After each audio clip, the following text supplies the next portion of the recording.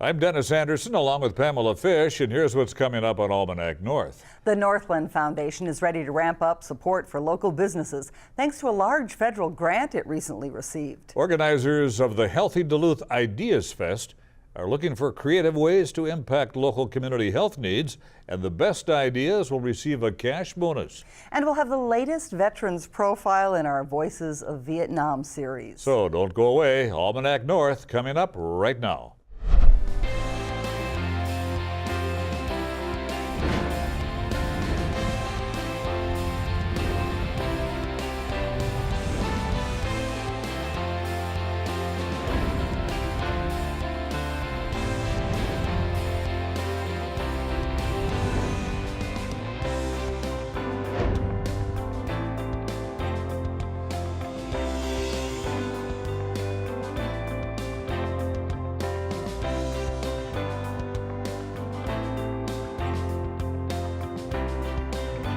Hello once again and welcome to Almanac North. Thank you very much for watching. Pamela Fish is here this week, filling in for Julie. Welcome, Pam. Glad to be here, Denny. Nice to have you on board.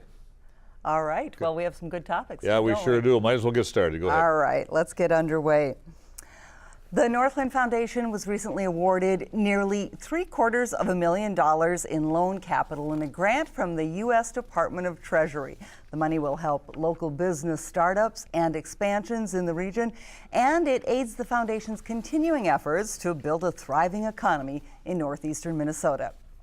Here with more is Tony Sertich, a former state lawmaker who is the president of the Northland Foundation. Thanks so much for being here, Mr. Sertich. Absolutely. Yeah, well, can you tell us a little bit about some of the business developments that might benefit from this program? Sure, and so the Northland Foundation, we've been around for about 30 years, and for most of that time we've been helping businesses grow, and so what we provide are gap financing, basically. And so a business who's looking to start up or expand will go to their bank and try to put a deal together to buy more equipment or refurbish their building or get going. And the bank will be able to do so much and cover much of the risk, and the business will have some money, and there'll be a gap in between a lot of the time, and we'll come in and try to fill that gap. And so we work primarily with banks and businesses together to help them grow jobs. Obviously, you've got a lot of work ahead of yourself, a lot of work behind you already in the, 2.5 years you've now led the organization. Yes. There are many different groups that receive funding through the Northland Foundation. One, of course, early learning scholarship to families. What's that all about? Yes, and so what we know in northeastern Minnesota, unfortunately, is early childhood is very expensive and hard to find. When you look at all of Minnesota, we actually have the greatest amount of gaps of places for families for their kids for early childhood. We have a 55% gap in our region. We were fortunate enough to receive funding and actually administer the state of Minnesota's early childhood scholarship program for our 7 counties in northeastern Minnesota. And so what happens is families that are living at or near poverty, foster children, and folks like that can apply for a scholarship of up to $7,500 for their families and for those kids to get into to get childcare. Maybe you can walk us through how are applications made. Sure, so they go onto our website, www.northlandfdn.org, and they click on our link on early learning scholarships, and the application is there and how to fill it out. They can also pick up the phone and call us, and we can walk them through applications as well, because we know that can be challenging of filling out those government forms and doing that work. So we have live people ready to help out, ready to fill out those applications and see who applies and who can qualify for those scholarships. Now, this new federal grant that you've received goes into your business finance program, which just tell us a little bit about that. Give us some of the background. Sure. So like I said, we have this gap financing program, and over the course of 3 decades now, just about, we've helped hundreds of businesses across our region, like I said, from the 7 counties and 3 tribal nations here in northeastern Minnesota, impacting hundreds of businesses, and last time we checked, almost 8,000 jobs impacted. Now, we're not saying we created the jobs, because of course those businesses created the job in partnership with banks, and we're there to help support. What also is really neat about getting this federal grant is we're not the only organization in northeastern Minnesota who received from the Department of Treasury grant funding to do economic development. One Roof Housing here in Duluth, and also the Entrepreneur Fund. who we partner with as well. And we partner with the Entrepreneur Fund, IRRB, and others to do economic development collectively, so we're all helping out for the good of the region. There's also a rural aging initiative. What's that all about, Tony? Yes, and so at the Northland Foundation, we like giving out money, but we also serve as a conduit or a mediator, or an intermediary, I'm sorry, and so we'll receive funding from larger institutions and help out in our region. And so the Margaret A. Cargill Foundation gave us money to do what's called the Rural Aging Initiative. And what we're doing is we're helping those organizations in northeastern Minnesota, nonprofits, who help with healthcare for senior citizens across our region, getting them funding and support and building their capacities so they can better serve their communities. Another component of the Rural Aging Initiative is what we call Age to Age, and it's really at the core of what we do is bringing all generations together for the betterment of their communities. And so we brought in 3 new communities in Hibbing, Ely, and Two Harbors, and we brought, or I'm sorry, not Two Harbors, but up on the shore there, we brought those communities together from kids all the way to senior citizens and elders to focus on what can they do to improve their communities. We know that when you invest in seniors and you invest in them across generations, bringing them together with kids, there's better health outcomes, they're socially more connected to their communities, and they can give back to those kids. Mm-hmm. So this, back to this community development finance money in the business finance program, are there parameters for who's eligible for these loans? Does it have to be a particular kind of entrepreneurial business? Sure, so it's wide open, but we have to, they asked us in order to apply for the money that we focus this funding in a few key areas. Women-owned businesses, minority-owned, veteran-owned, and people with disabilities. And really, these are good sectors for us to be involved in.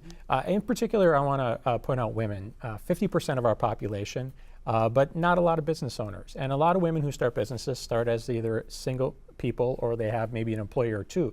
But those are the sorts of jobs that when they start, they're providing for their families and being downtown Main Street businesses. And so we're going to be looking across all those sectors, but really everybody should look to us because we have that funding in place, but we also have other funding for any business who's looking to grow or expand. Do the businesses have to provide a certain amount of jobs or, create a certain amount of business? Are there those kinds of restrictions in place? We try to invest in businesses that are producing goods and services that they can sell to others within our region or even beyond our region, manufacturing and others. But we really look at it case by case that if you're helping a business expand in your region, that's one more member of your Chamber of Commerce. Those are jobs on the ground that are helping support families and people are more active in their communities. And so we look far and wide to help out a whole host of businesses. So how is it determined, Tony, who gets funding? Is there a board that overlooks? Yeah, so we have a board of trustees who come from all over our region, from the 7 counties and 3 tribal nations. And then we have a technical advisory committee as well of bankers and economic developers who look over every loan that we're going to provide. And we've got professional staff who've worked in banking and worked in business in the past who build those relationships with the banks, and the banks do a lot of due diligence as well. And then we help take some of that risk. How much money do you think you've given out in the last 35 years you've been in operation? Oh, wow. Several millions, obviously. Absolutely. Yeah, $60, $70 million over the course of time, I think. And we have an endowment now that is up around $60 million as well. And so a lot of money given out to nonprofits and loans to businesses and helping out kids in our region. We want to continue to do so. So if folks are interested in seeing what we do and seeing how we can impact them, our annual report just was released. Go to our website, go to our Facebook page. You can find that information out. One of the things when you talk about helping kids, and I looked at some of your literature, says that northern Minnesota has the greatest child care shortage in the state. Do we know why that is and what can be done about it? Yeah, we don't know why necessarily. We know some of the factors. Being in childcare is a very difficult business to be in because, number one, we're asking you to know how to run a business, to love kids, and to serve our youngest, most precious resources. And then they're very heavily regulated either by the county or by the state. And by the way, the state government and the reimbursements are pretty light in payments back. And so it's a very challenging industry to be in, whether you're an at-home based provider or a center provider. But what we're doing right now is we have grants available to help those childcare facilities grow, whether they're at home or center based. And we provide some of the training because what's important for families who are bringing their kids to childcare, they want it to be affordable, but they also want it to be quality. And we try to address both those issues. Is that part of Kids Plus or is Kids Plus separate? That is part of Kids Plus. Kids Plus is kind of our umbrella of all the work that we do around kids. And that's from babies to kids in school to social, emotional, the well-being of children, and that's something that's been around for 25 years of investment. So before we go, tell us again where people can find out the details of eligibility for the grants and the new loans that are available. Yeah, for the scholarships, for the grants, for the loans, go to our website, www.northlandfdn.org. We're on Facebook, we're on Twitter. Throw a rock, come find us, we don't care, pick up the phone, or just yell my name down the road and we'll come running. Right. Sure. Okay. Thank you, Tony. Well, thanks so much for being here. We appreciate it. Good to see you. Thanks, Ben. Thank you. Thanks, Dan.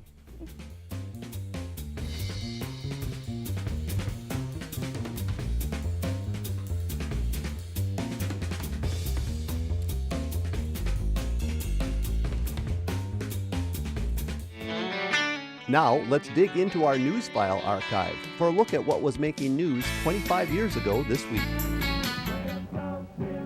Bill Clinton and George Bush are trying to portray powerful images of themselves to gain voter support. Clinton is working to convince voters he's strong and full of energy, while Bush is selling himself as a family man with high moral values. Public relations consultants say a candidate's image is almost as important as his politics, and you have to sell a politician like a product. You're trying to get someone to go and pull the lever on election day for that candidate, just like you're trying to get them to go to the grocery store and buy a certain product, or go to a clothing or a discount store and buy a certain product. So image really is everything. This frustrates some politicians who feel too much attention is being paid to a candidate's image, and the issues are falling by the wayside. I think this would be a good time, frankly, for both candidates to focus a little less on their image and a little more on the substance. I'm personally disturbed that there's virtually no attention to America's precarious financial position. Carlson believes it's imperative the candidates begin to campaign on the issues because he says America's destiny is not going to be guided by a good image. It will be guided by substance. In Duluth, Laura Cowan, KDLH News.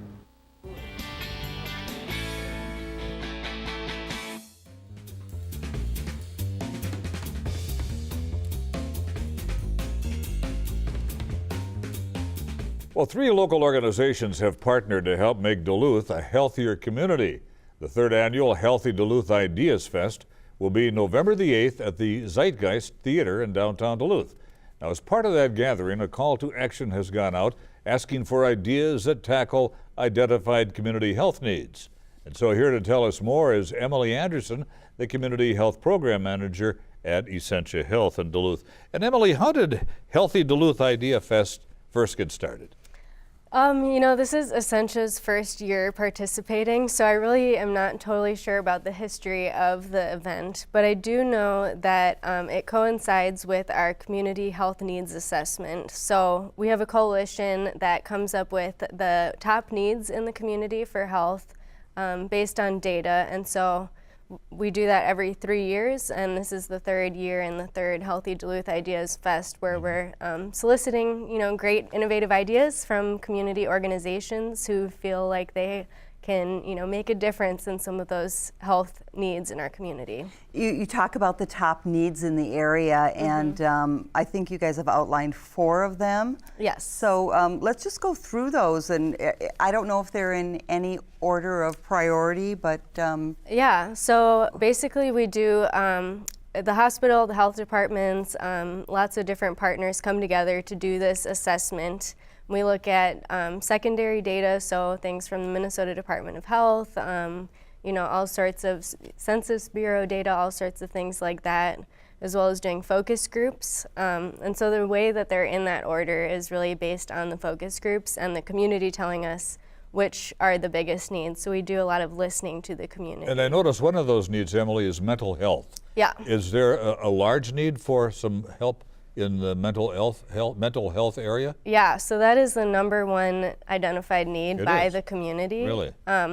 And we have the community health assessment document is on our website, and it'll be on the page for the Healthy Duluth Ideas Fest. So there you can look, you know, for a lot more details, like on the specifics of what in mental health. But one of the issues is the awareness of mental health resources in the community. People didn't feel like they really knew where to call. And the second one is really reducing gaps in the care continuum, reducing wait times, things like that were the main things we heard from the community. So we have mental health, alcohol, tobacco, and other drugs, socioeconomic disparities based on race and neighborhood, and obesity, and including lack of access to healthy foods. Yep. So tell us what you're looking for in terms of people's ideas for those areas. I mean, do you have any specifics in mind, or is it just wide open? Yeah, I mean, I would encourage people who are interested in applying to look at the community health needs assessment document to really kind of obesity, for instance, is just, that's very vague. There's a lot of things that could be done, but we do have some specific kind of goals within those documents, like increasing consumption of fruit and vegetables. So ideas you have for that, maybe community gardens, more, access to farmers markets, things like that, and improving physical activity, which could be, all sorts of things, I guess, to make it more convenient for people. A lot of viewers might be asking, watching at home now, what will be done with all the information gathered? From the From all these proposals? Assessments of these 4 different areas. Yes, so we actually write an implementation plan, it's called, which was done in partnership with St. Luke's, Essentia, and St. Louis County, where we come together and say, here's what we're going to do about each of these goals in our community. And so that is also on the website there, and that kind of tackles, I mean, a lot of these issues are hard, really, complex issues, and it's nothing that can really be solved by one organization, and so the partnership aspect is really key, which is, I think, a really important part of this whole event is, spreading the word about kind of what the work that each of the organizations are doing in this realm, kind of bringing, more awareness to some of the great ideas in the community and really fostering some new partnerships. So the festival that you're going to have, the Healthy Duluth Ideas Festival, while it also is working on these 4 areas, it's just one part of that, right? Right. Yeah. Oh, yes. And so tell us how the festival works and how much money is going out, who's going to pick which ideas are best, that kind of thing. Yeah, so there's an application. The applications are actually due next Friday, 1 week from today. And you can access those from Zeitgeist's Facebook page. So people can submit proposals. There's only like 5 questions, I think, so it should be pretty quick. And then there's a committee that's going to review them and pick the top 4 ideas. And then the winners of those 4 ideas will present live at Zeitgeist, kind of TED Talk style. Okay. And then the audience will vote from that point on the top ideas. And so Essentia and National Bank of Commerce have kind of come together to sponsor this event and fund some of the winning prizes. So that's how it works. So we want to get community input to, we're always trying to hear what the community really wants. So Emily, what's the long-term goal of all of this? What are we hoping to accomplish? Well, with Essentia, I guess our goal is to achieve health and vitality in our communities, which, is things we can't do inside of our walls that would help people stay healthy. So improving quality of life, reducing, I think, the social economic barriers, one of our priority areas, is a really key one, noticing that there are health disparities based on where you live. Your zip code is actually a better predictor of health status than your genetic code at this point in time. So trying to reduce those barriers you see in different neighborhoods. So the Healthy Duluth Ideas Fest is open to anybody? Yes. And give us a time and place and all those specifics. Yeah, so it's Wednesday, November 8th from 6 to 8 at Zeitgeist. And open to the public, so come and vote on the ideas even if you didn't submit one. Sure. Excellent. All Emily right. Anderson, thank you very kindly. Yes. Thank you. Appreciate you being here information. tonight. Thanks Thank a you lot. so very much. Okay.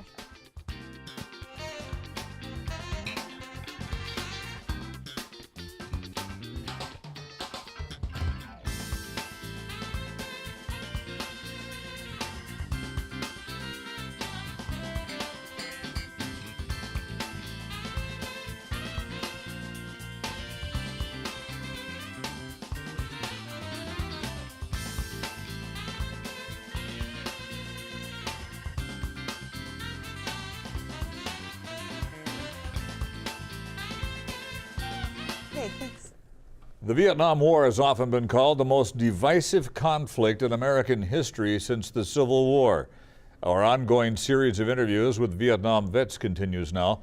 Tonight we profile an Army veteran who came home with the burden he still bears.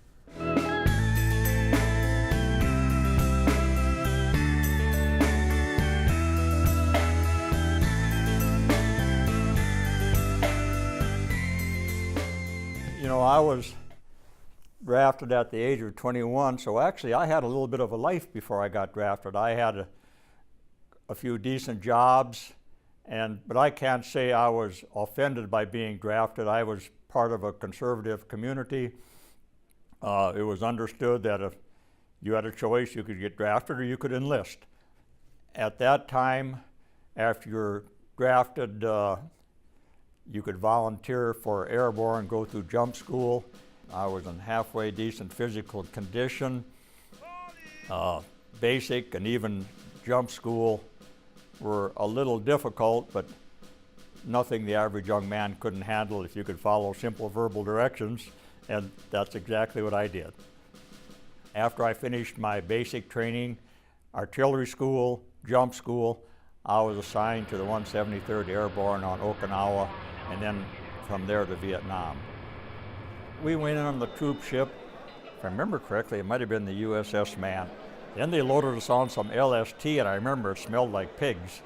Growing up on a farm, I knew what pigs smelled like, and I suppose they were using that LST or whatever kind of craft it was to move villagers around. You know, they were relocating people. Now I recall part of our base camp was at Ben Hoa Air Base north of Saigon, and I recall pulling perimeter a little bit the first night, and I was standing under a tree, and it looked like a Halloween scene. The leaves were all gone off the branches in that tree.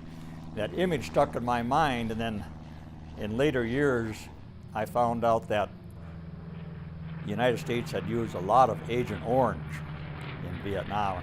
And as that image came back to me, I think that area was probably sprayed with Agent Orange, anticipating that they were going to move a batch of military in there. But I don't know that for a fact. What I saw fits what I've heard later, and so I suppose a lot of us were exposed to Agent Orange. It's very difficult to quantify who got how much Agent Orange, how much where.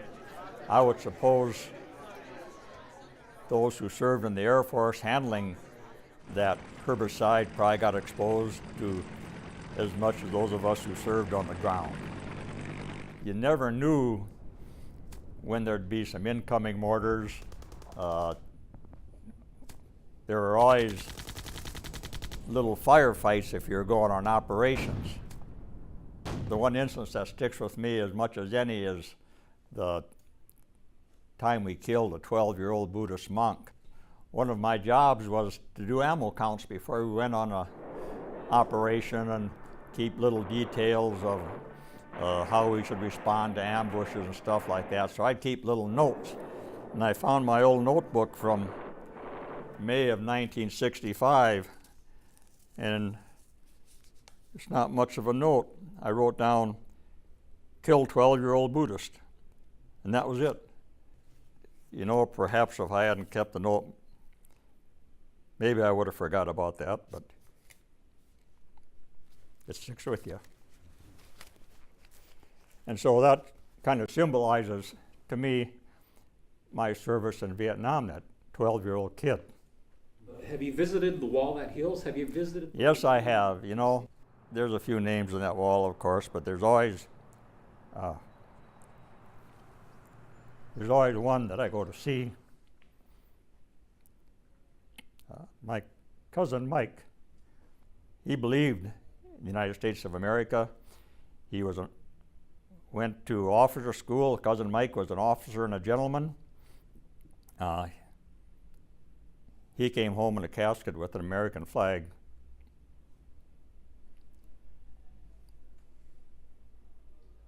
Friendly fire.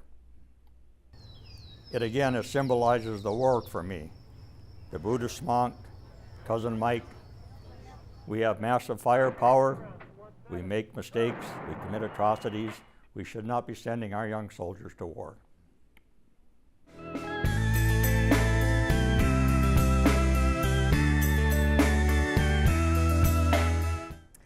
We turn now to the week's business news from the folks at Business North. Aldi Food Market opened its second Twin Port store Thursday, attracting a line of people that stretch for more than a block. The discount food retailer is spending $3.4 billion to add 900 stores nationwide. Aldi opened its first regional store in Superior, then added one in Grand Rapids. From 15 to 20 people will be employed at the market. Aldi staff work at least 25 hours a week and receive full health insurance benefits and dental coverage. Kestrel Aircraft Company has been evicted from its Brunswick, Maine facility and now faces possible legal action in Wisconsin. You see, the company has failed to make payments on state loans to create about 600 design and manufacturing jobs in Superior. A design office opened, but manufacturing and assembly plants were never built. Kestrel contends the state provided less money than originally agreed upon, depriving the company of sufficient resources to move forward.